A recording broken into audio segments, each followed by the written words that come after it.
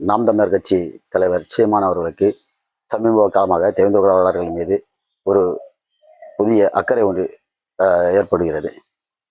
இன்று திடீர்னு 3% இடஒதுக்கீடு உள் இடஒதுக்கீடு அறிஞர்களுக்கு வேணா உள் இடஒதுக்கீடை இன்னைக்கு வந்து தீவிரமாக எடுத்து ஒவ்வொரு பகுதியிலும் மேடையில் பயங்கரமாக முழங்கிட்டு வர்றாரு. இந்த 3% உள் இடஒதுக்கீடுனால தேவேந்திரர்களுக்கும் பறையர் சமுதாயம், அதாவது தமிழகத்தின் பூர்வ குடிகள், தமிழை தாய்மொழியாக கொண்டவர்களுக்கு ஒரு பாதிப்பு.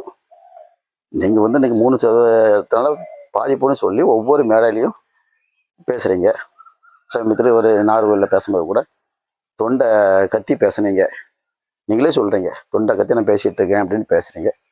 ஆனால் நீங்கள் பேசுறது அந்த 3% உள்ளீடு வைக்கிற தடுக்கிறதுக்கு நீங்கள் செய்த போராட்டங்கள் என்ன?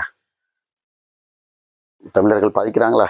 தேவேந்திர பறையர்களும் தமிழ் குடிகள் அவர்கள் பாதிக்கிறாங்க. அவங்களுக்கு நீங்கள் செய்த போராட்டங்கள் என்ன? அந்த 3% உள்ளீடு கூட எதிர்த்து போராடினீங்களா? போராட்டம் கிடையாது. சரி, புதிய தமிழ் கட்சி தலைவர் டாக்டர் ஐயா அவர்கள் சமீபத்தில் சென்னையில் ஒரு பேரணி நடத்தினாங்க. அந்த பேரணியில் தடை வைச்சாங்க. தடையை மீறி பேரணி நடந்துச்சு, மறியல் நடந்துச்சு, கைது ஆகினாங்க.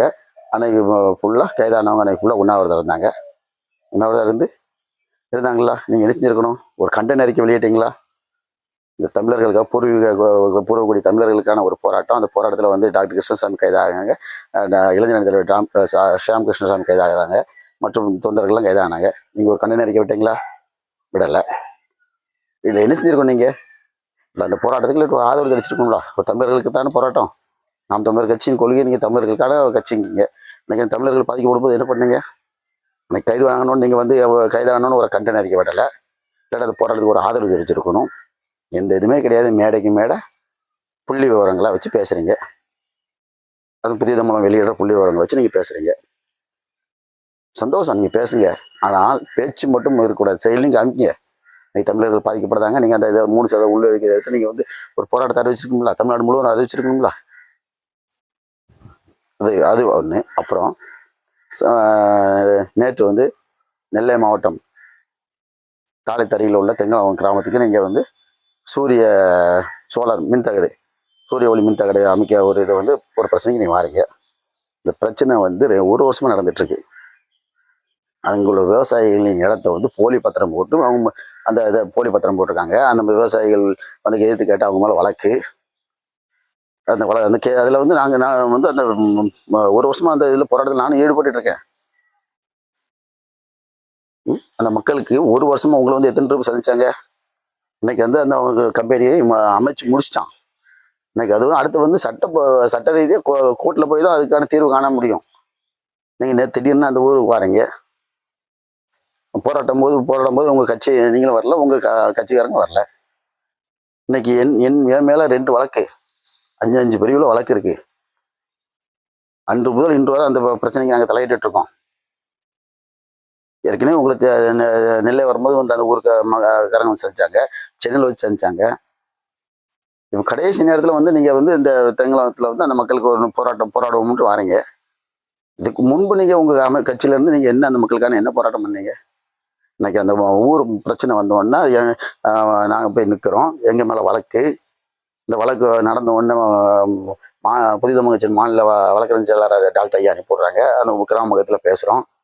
அதன் பிறகு மாநில பொதுச் செயலாளர் வர்றாரு. 5 மாநில பொறுப்பாளர்கள் வந்து அந்த கிராமத்தில் பேசுகிறோம். பேசிட்டு உங்களுக்கு உங்கள் போராட்டத்துக்கு நாங்கள் எப்பவும் ஆதரவு இருப்போம்னு சொல்கிறோம். அதன் பிறகு ஜனவரி 26 கருப்பு கொடி ஏற்றியே ஒரு நாள் ஃபுல்லாக போராட்டம் பண்ணுறோம். அதுக்கப்புறம் அது ஊருக்காரங்க மேலே வழக்கு. இதெல்லாம் ஜனவரி 26 நடந்து இப்போ எத்தனை மாதம் ஆச்சு? 10 மாதங்கள் ஆகிவிட்டது. அப்போம்னா நீங்கள் எந்த இதுவும் ஒரு எதிர்ப்பு இல்லை, வந்து ஒரு அந்த மக்களுக்கான ஒரு இது ஆதரவு கொடுக்கல. அது மட்டும் இல்லை, அந்த கிராமத்து ஊருக்காரங்க வந்து டாக்டர் ஐயா அவர்களை பார்த்தாங்க. டாக்டர் ஐயா அவர்கள் சில ஆலோசனை எல்லாம் கூறினாங்க.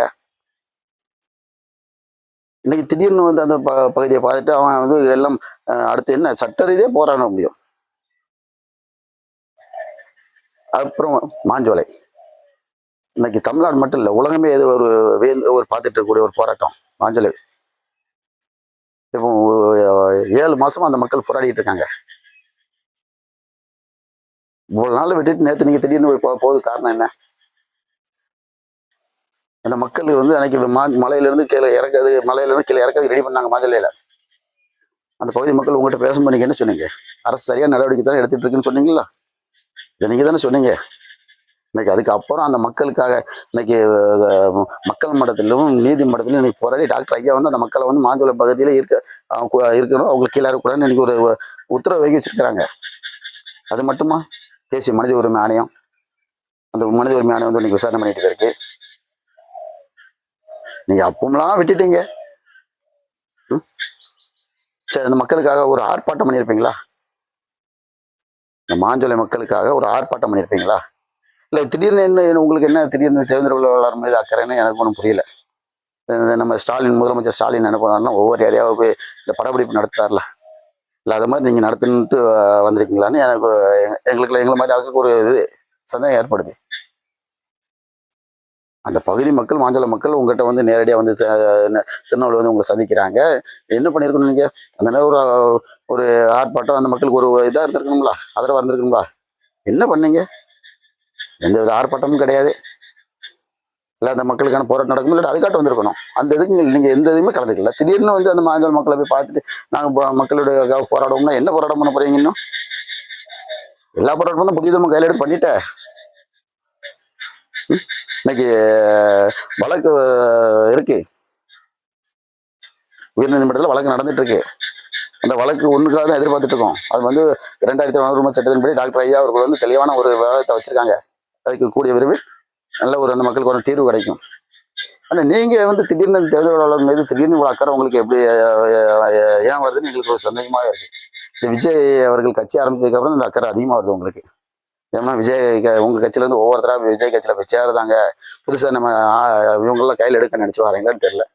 இன்னைக்கு எவ்வளவு பெரிய பாதிப்புகள், 3% இடஒதுக்கீடு, 3% உள்ள இருக்கனால இந்த சமுதாயம், தமிழ் சமுதாயங்கள், தேர்ந்தெடுக்க வேளாளர்களும் பறையர்களும் இன்னைக்கு பாதிக்கப்பட்டு இருக்காங்க.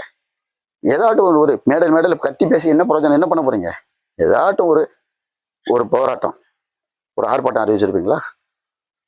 கேட்டால் நாங்கள் தமிழர்களுக்கான கட்சி, தமிழர்களுக்கான கட்சிங்கிறீங்க. தமிழர்கள் தானே ரெண்டும். தமிழ் பேசக்கூடிய பூர்வீக குடியிருப்பு மக்கள், தேர்ந்தெடுக்க வேளாளரும் பறையர்களும் இன்னைக்கு பாதிக்கப்படுறாங்க. எதுவுமே நீங்க பேச மாட்டேங்க. மேடல் கத்தி பேசி என்ன பிரயோஜனம்? ஒரு வருஷமா நடந்துட்டு இருக்கு தெங்கலாம் அந்த சோலார் பிரச்சனை.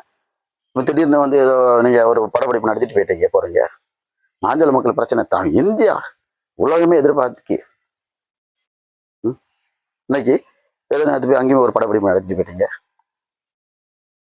உங்களுடைய திடீர் இந்த தேர்தல் வேளாளர் மீது இருக்க திடீர் என்ற பாசம் எங்களுக்கு ஒரு சந்தேகத்தை ஏற்படுத்துது. நீங்கள் வந்து நாம் தமிழர் கட்சின்னு வச்சிருக்கீங்க. உங்க தமிழர்களுக்காக போராடுங்க. உங்களுடைய போராட்டம் வந்து இந்த மக்களுக்கான போராட்டமா இருக்கணும். உங்களுக்கான ஒரு படப்பிடிப்பா இருக்கக்கூடாது. நன்றி.